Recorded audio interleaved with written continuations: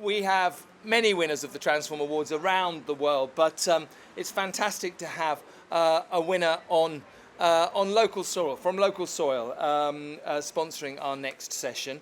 BrandSilver is an agency that has consistently performed well at the Transform Awards, winning bronzes, some years winning silver, some years, and yes, winning golds, and I think even winning a Transform Diamond Awards, which is where we pit all of the gold winners from around the world. So it's always a pleasure to come to Cannes Lions and to meet up with Sophie Roux from BrandSilver. Joining her, we have Séverine Erlin from Vianio and Stéphanie Chon from Acantis. And we are really going to explore the topic of why it's important really to treat your brand a little bit more important, give your brand a little bit more importance than just seeing it as a nice to have. And I think we'll start off with a question for you before I turn to our audience, to our speakers rather. A question for the audience.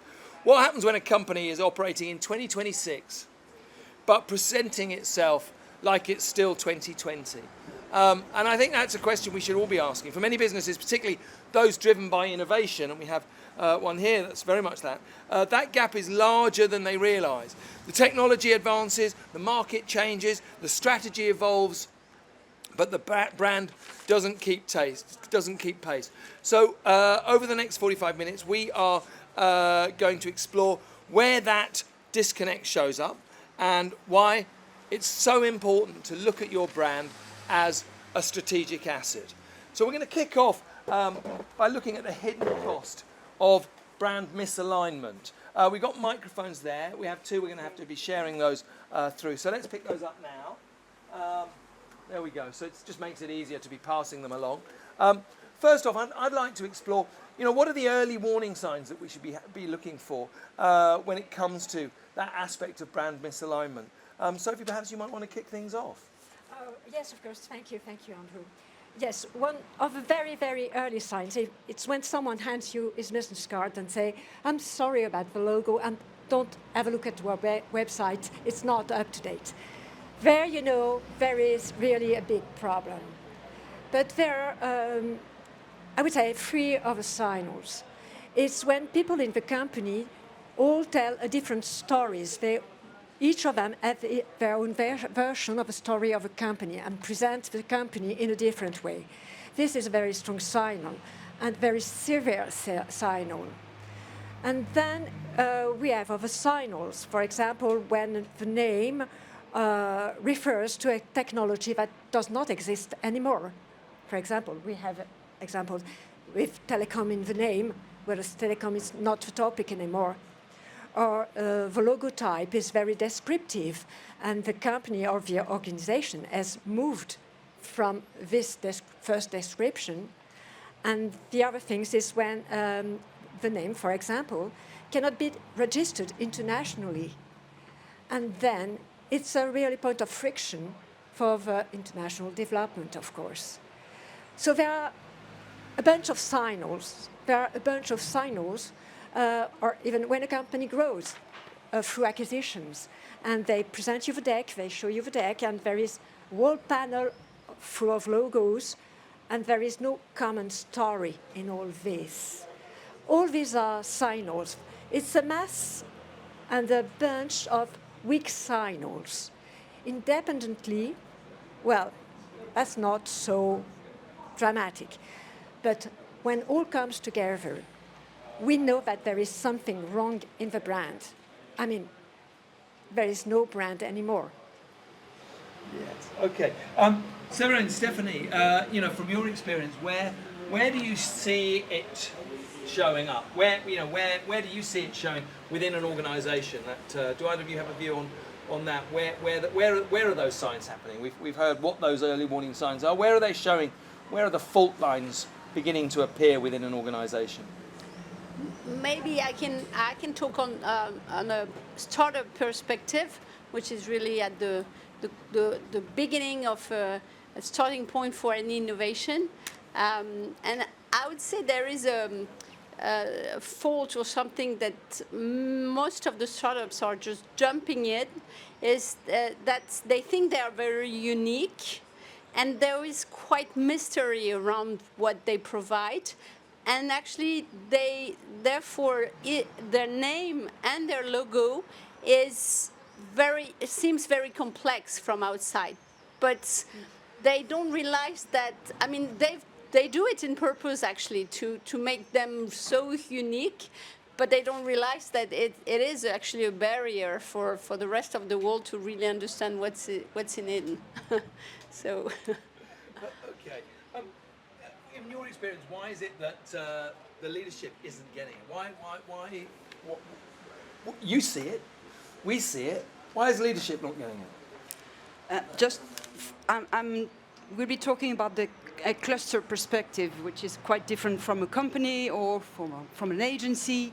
So a cluster is an ecosystem with plenty of companies or corporates or institutions or academics, which is our case. And what we have to represent is plenty of different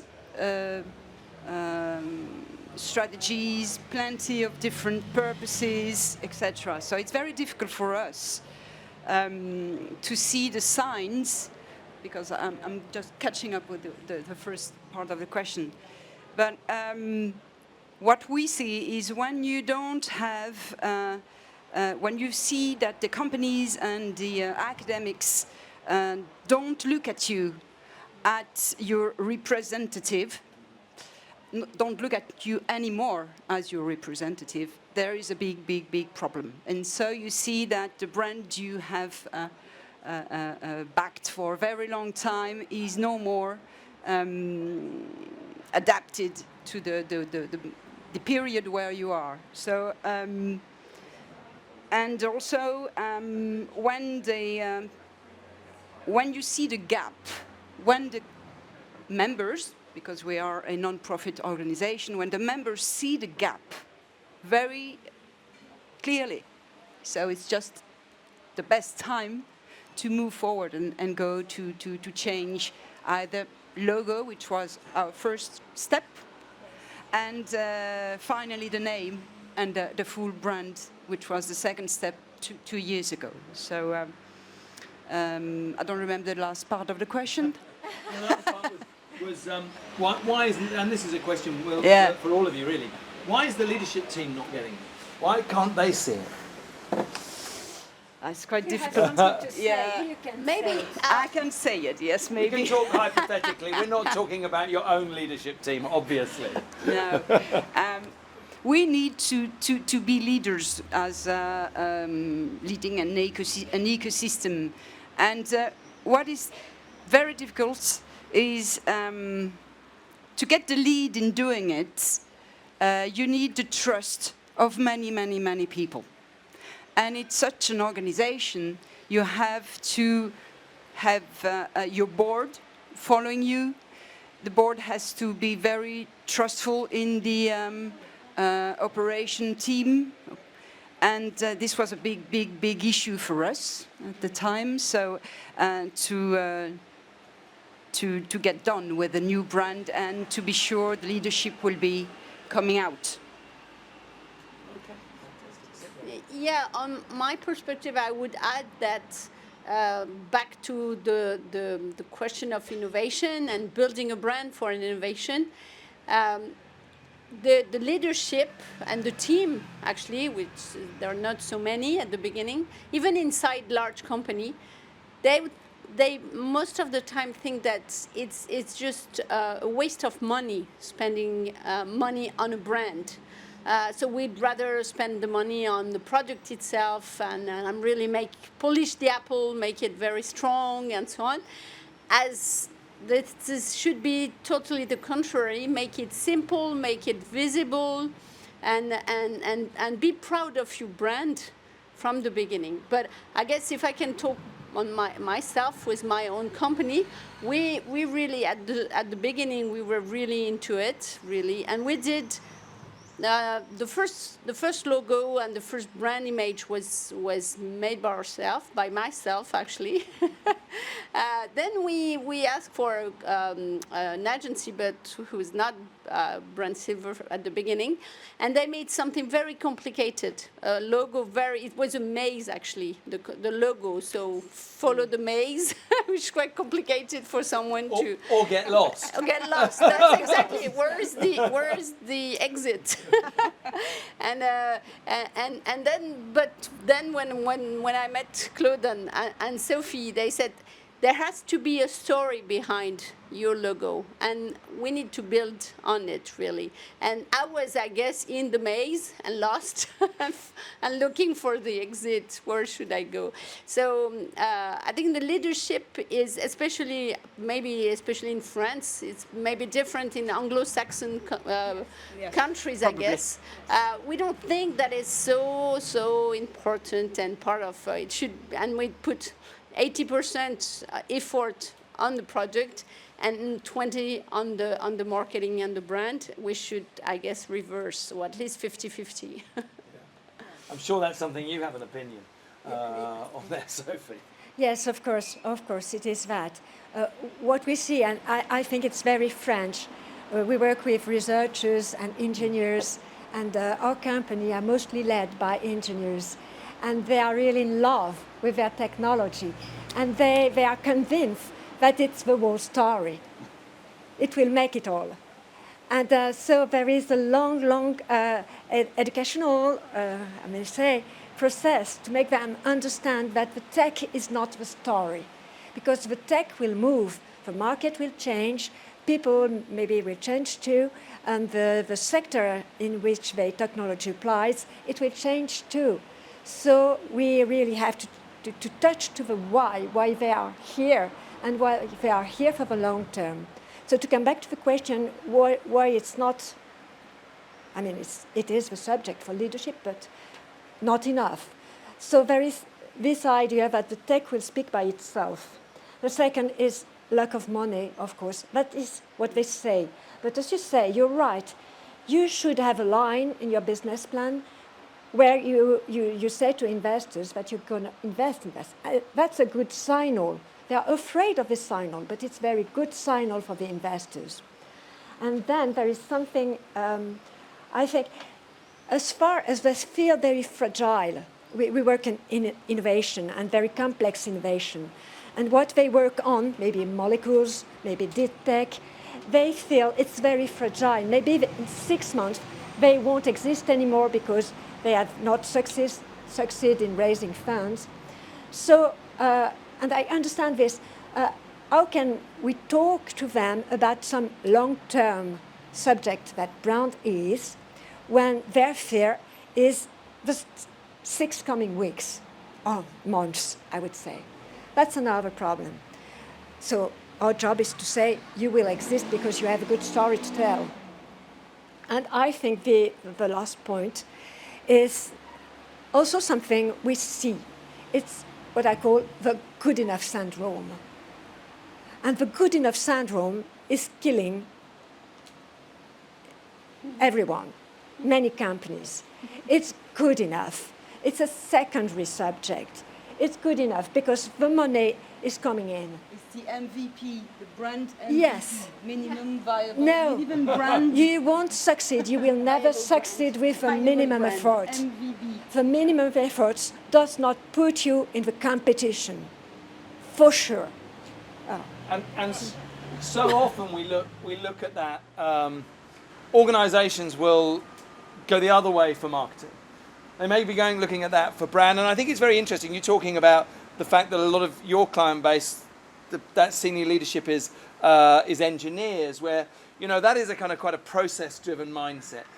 Marketing is quite process-driven in many ways as well. There always needs to be a very quantifiable ROI to it. You need to see that process go through, and I think that aspect of marketing being more important than brand sits easily with engineers. But does it start to turn around when you start to explain and show things like how brand can influence, say, investor confidence, for example? I'm sure this is there's a smiles of recognition there. Perhaps we should start there with you, Stephanie, as your. Yeah, the fundraising is very common for startups in deep tech technology. So the brand is just trust you put in the company too, because if you don't care about how you will communicate, if you don't care about how you're perceived, it doesn't work for investors, because they have to be also very visible when they invest in your company. You have a common goal.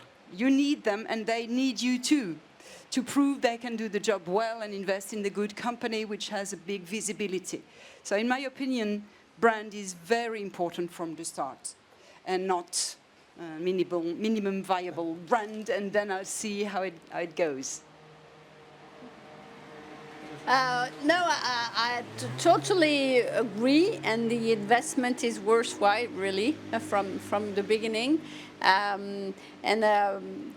it's really something that startup or innovation have to work on, because it's not straightforward for them. So I cannot say more than just what has been said. Totally agree. Yes, this question of not straightforward. It's maybe also a clear difficulty for them, because it's not straightforward. So they say, well, how can we have a brand or a strong brand, because we don't know where we are going. We don't have a product yet.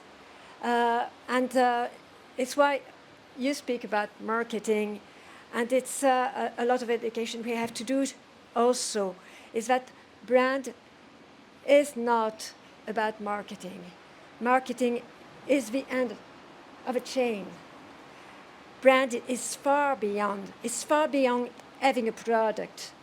And this is what we see, especially in deep techs or health tech or all this technology, which are very long to become a product. And so we have to build the brand on something else than the product.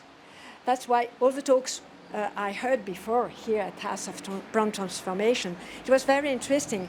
But branding in innovation is very specific, because most of the time we don't work on products. There are no products. There is a tech, maybe. There is an intent, for sure. But there is a team, and that's the most important point. And it is from that team that we begin building the brand. And as you said, the first expression of your brand, that was this maze, because it was focused on the problem. Well, your business is not focused on the problem. Your business is focused on solving the problems first, and that's something that Claude does very well. Search for the reward. Where's the reward? And then the most important was the team. And for you, Stephanie, it was the same.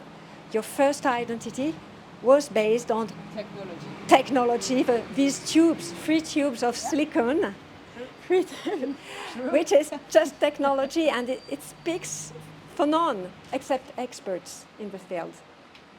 So and we also shifted. We're 20 years old, so you can imagine how microelectronics, AI, or cybersecurity changed in 20 years. So we could no more stay with the previous communication we had. So.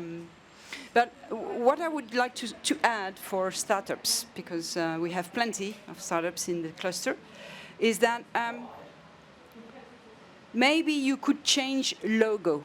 In my opinion, at a certain moment of the startup lifetime, you need maybe to change the logo to make it adapted to your product market fit, to your customers, to your positioning, which is hopefully the last one, maybe not pivoting anymore.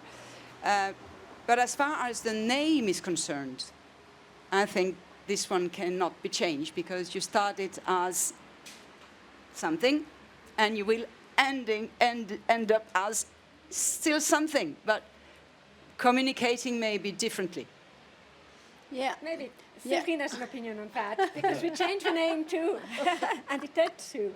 Yeah, I guess we simplified our name. The story is that before its name was, at the beginning it was Via Noveo, and then we got rid of the no, which was negative, and simplified to make it Via Neo.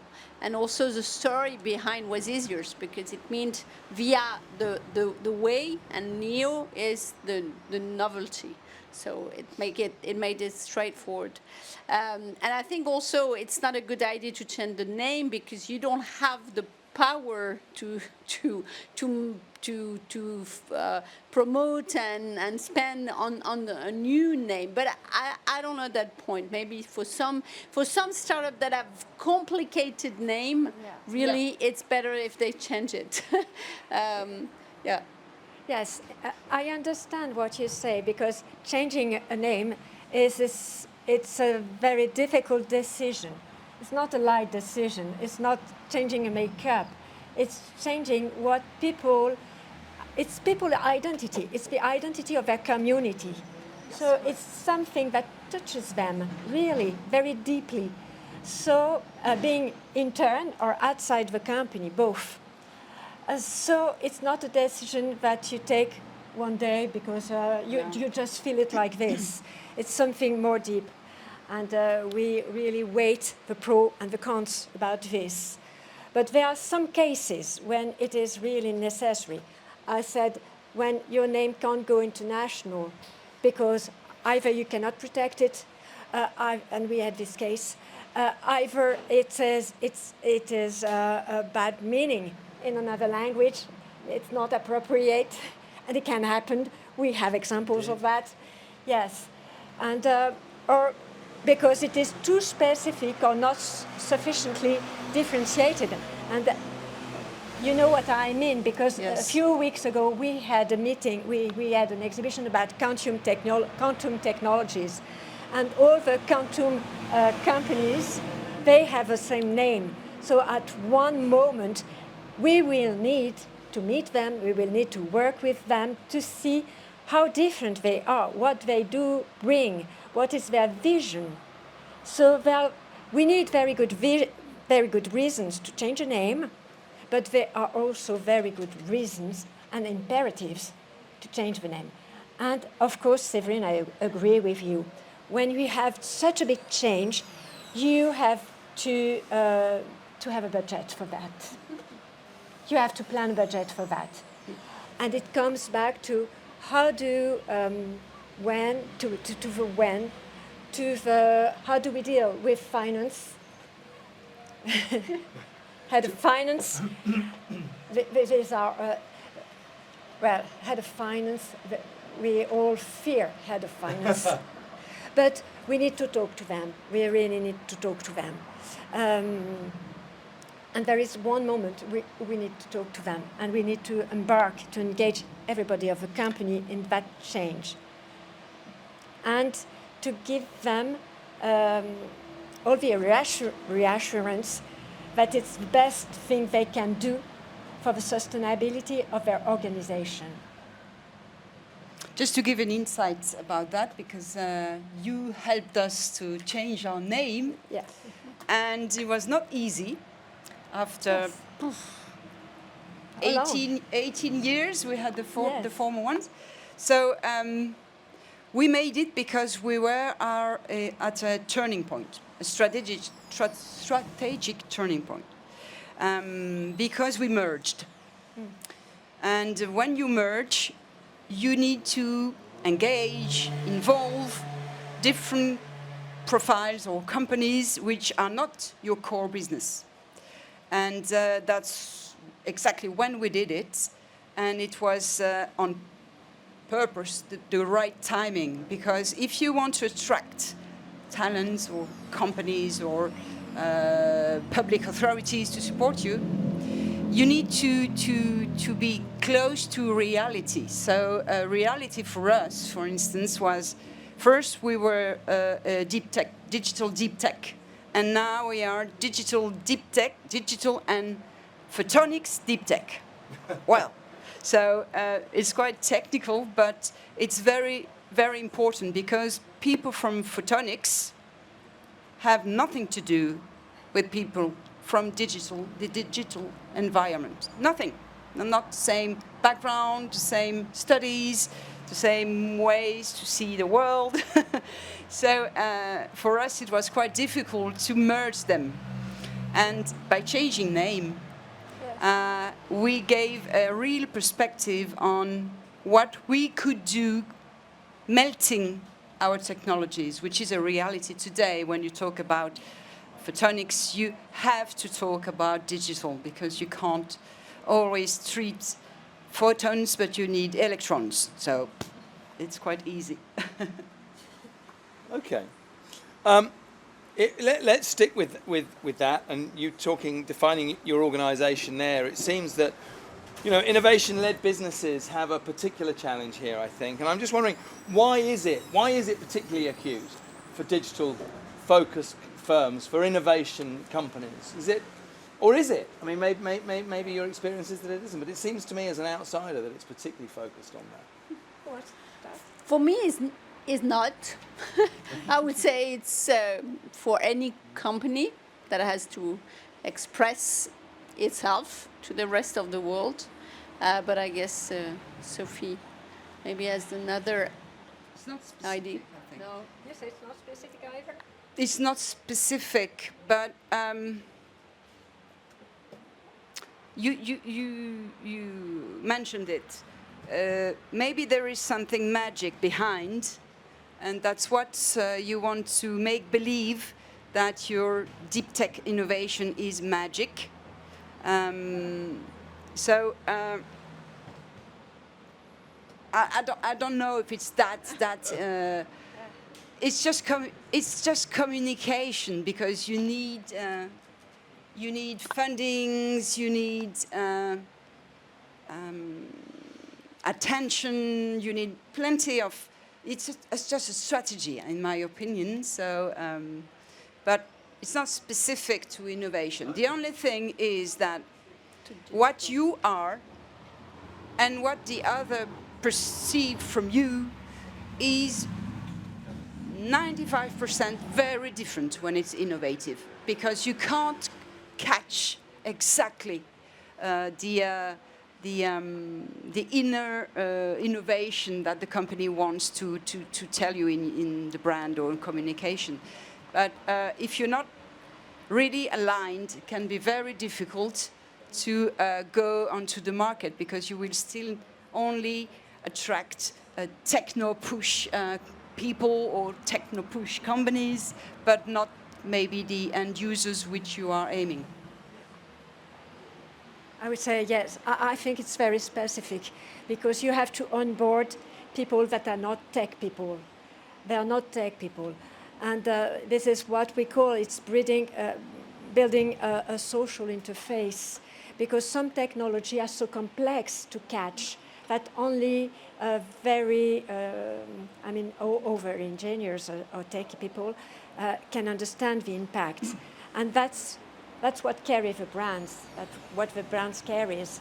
It is how to make things simple. I come back to this session we had 3 weeks ago on quantum technology. All the companies end up by saying, we sell qubits. Wow, that's so exciting, really. And that's the problem. You don't mind about buying qubits, don't you? I don't buy qubits either.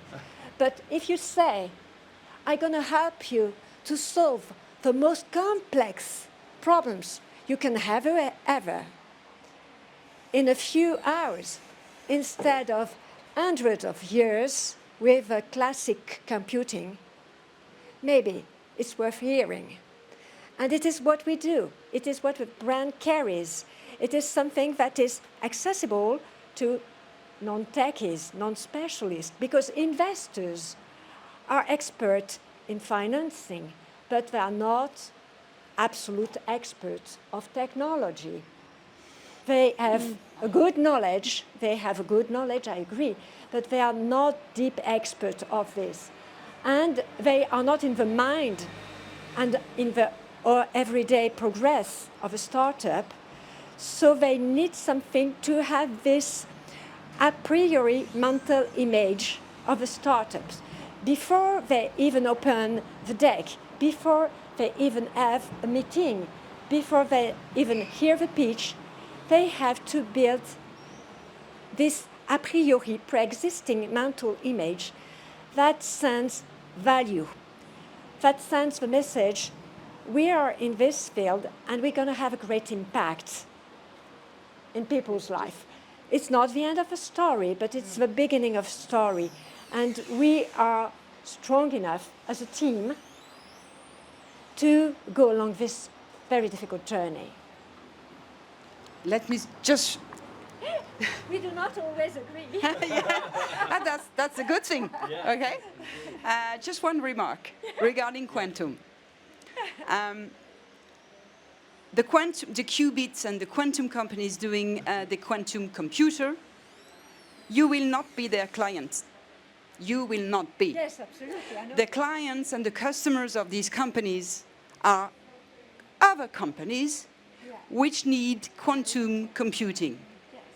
And you, the end user, you will see that reality in about, let me guess, 10 to 15 years. So in the meantime, the brand can maybe change or the things can change. Thank you, Stephanie. I love both of you because you always challenge. Well, let's look at that over that 10-year, that 15-year period. That seems to me to be a time of focusing on evolution rather than revolution. But how do we decide which is the right approach to take when it comes to transformation? Do we focus on evolution? Do we focus on revolution? What are the areas that we should look at here? I'm throwing that out to all of you. I would be more for eager to go on an evolution than a revolution, because we know, especially in France, that Yes. we cut heads, so we don't need that anymore.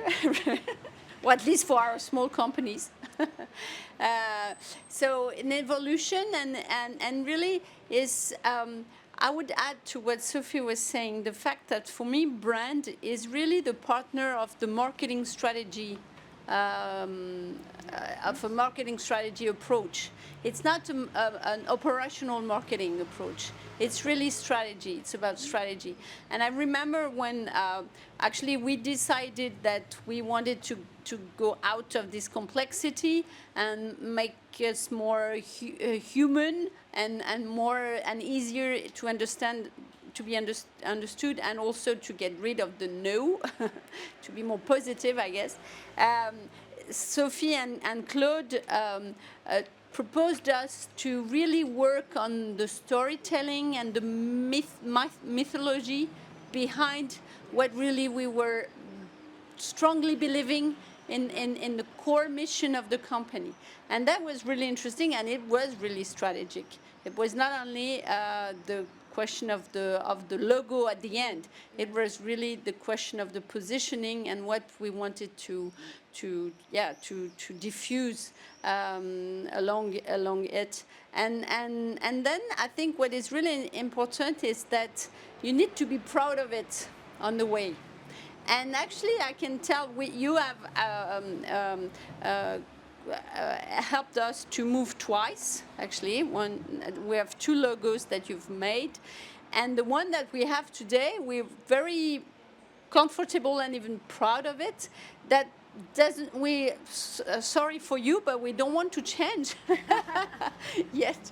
And even I can give a little kind of fun fact, but actually our name has been stolen by a big company, Engie, that has taken Vianeo for the electrical station.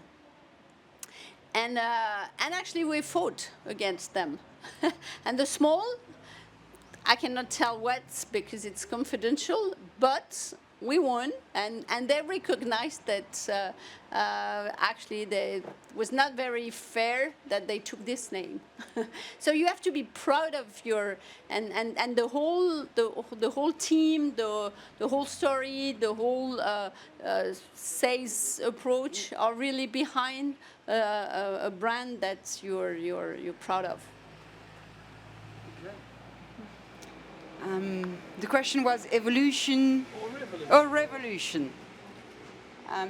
Could be both, but from the cluster perspective is much more evolution, because the technologies change, get mature, new ones are coming, and what is really a revolution? I don't know. You're just evolving, shifting, changing, and just managing the changes. Either you have decided them or not. So you adapt and then you evolve, in my opinion.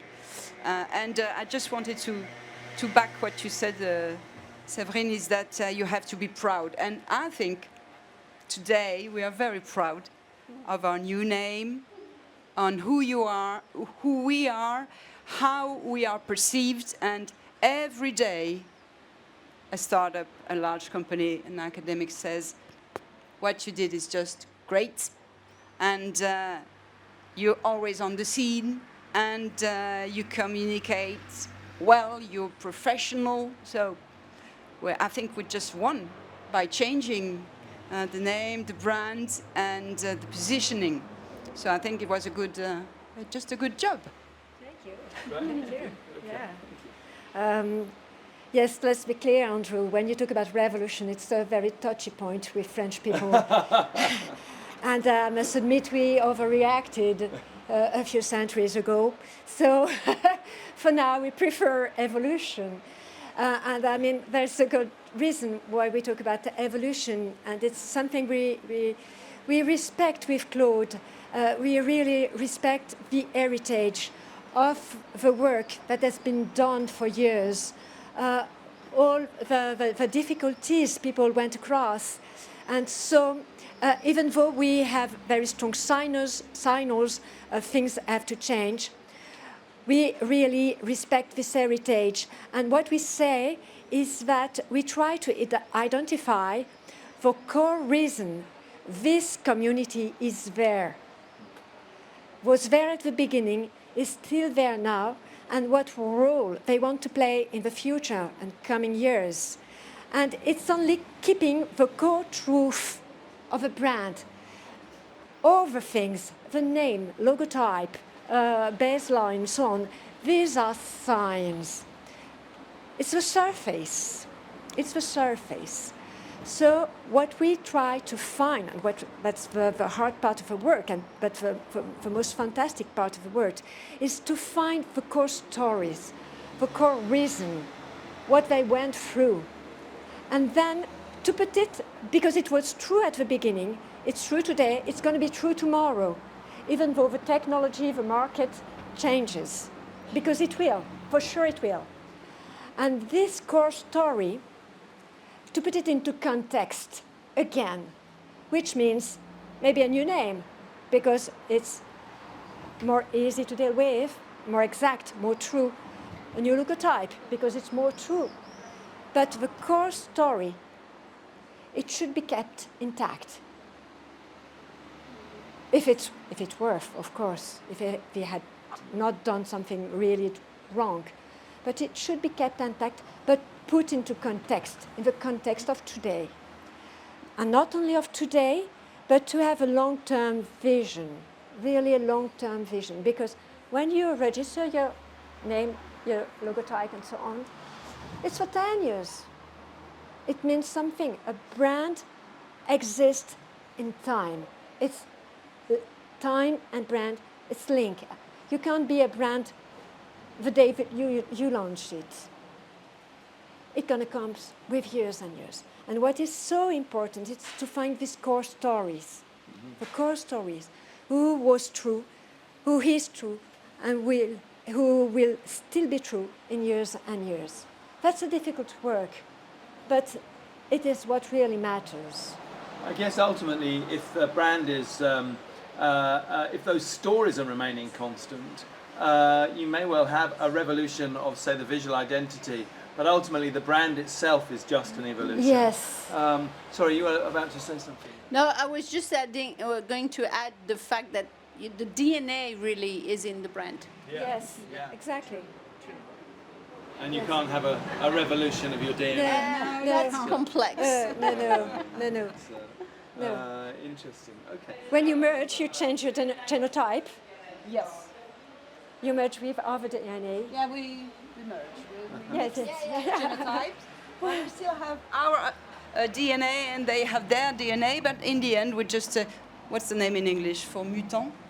Newt, Yeah, but I guess.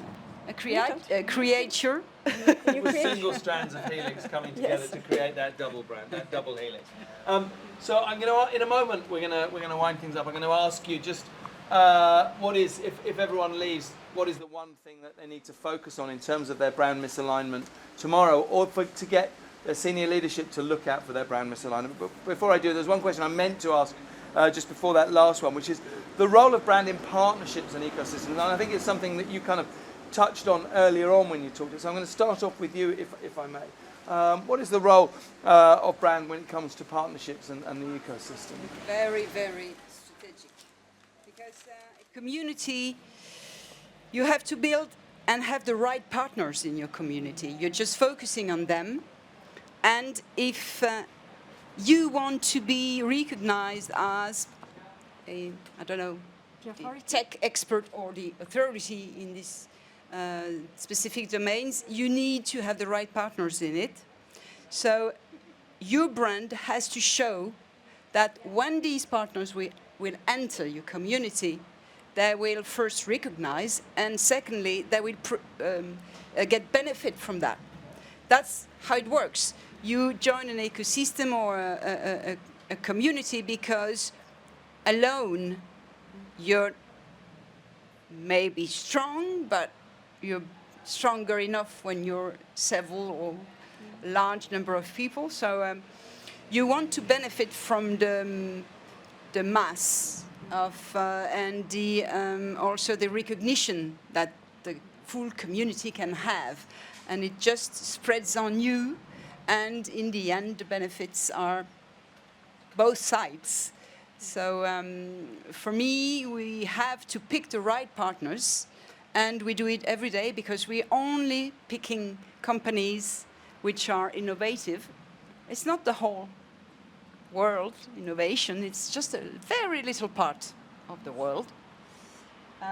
But you have to focus on them, communicate right for them and towards them, and I don't know, to make them understand that they have to get into the community.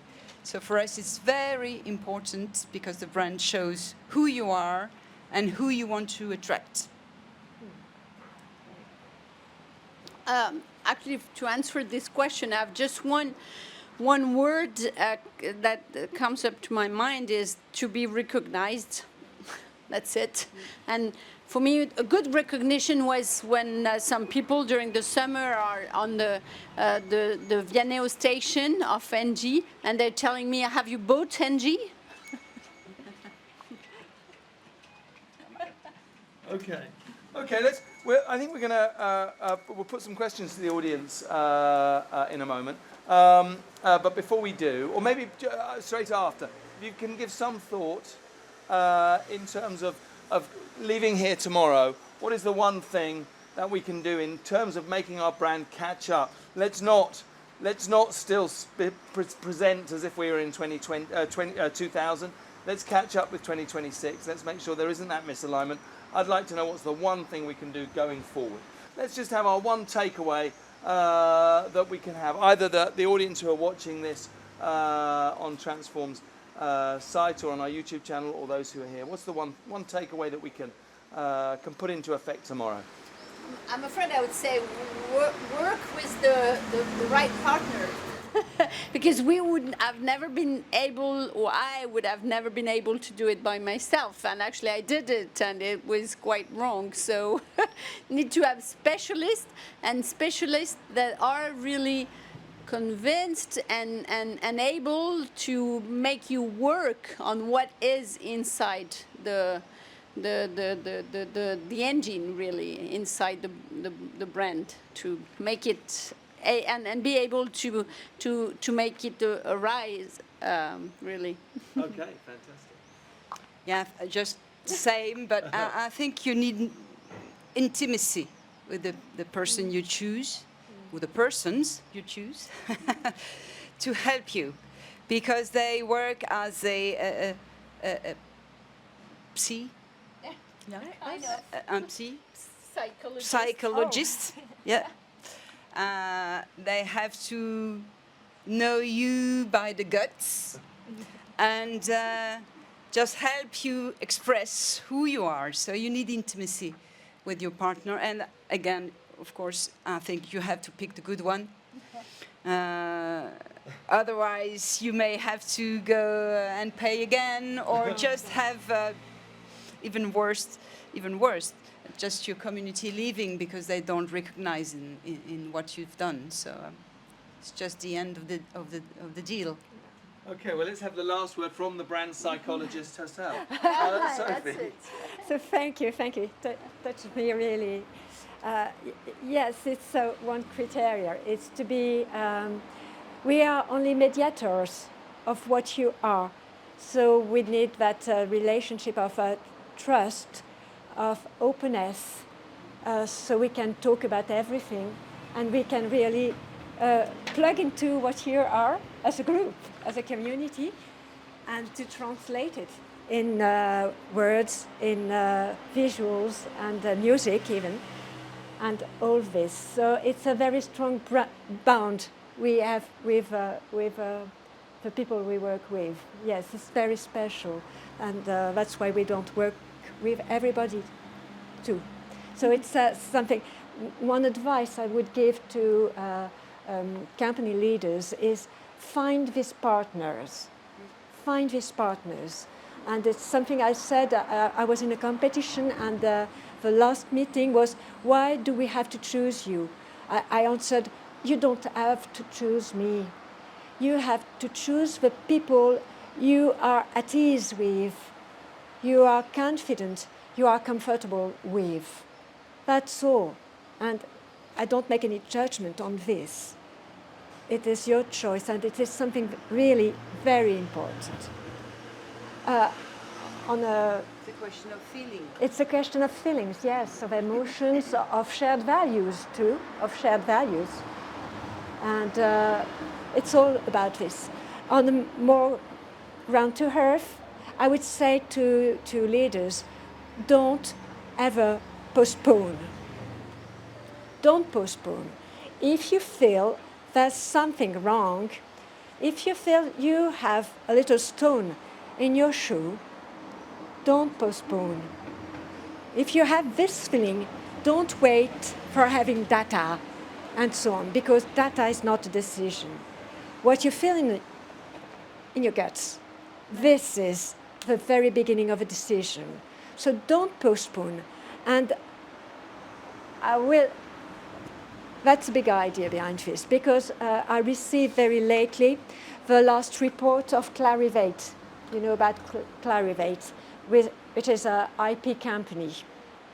The last report, they show that trademark registry has increased in Europe, but not because of European companies, because of Chinese companies. They don't have a product. They do not enter the markets, but they register trademarks. And that is a weak signal, but in the same time, it's a red flag. It's an absolute red flag. What it means? It means that they are owning technologies. They are owning territories. And if you postpone, if you wait, it will be more hard, it will be harder, it will cost more to own your own territory. So beware of this. Find the right partners. Never postpone. Never postpone. Fantastic. What a great way to close that session. So thank you very much, Stephanie, Sophie. Thank you. Thank you. Thank you. It was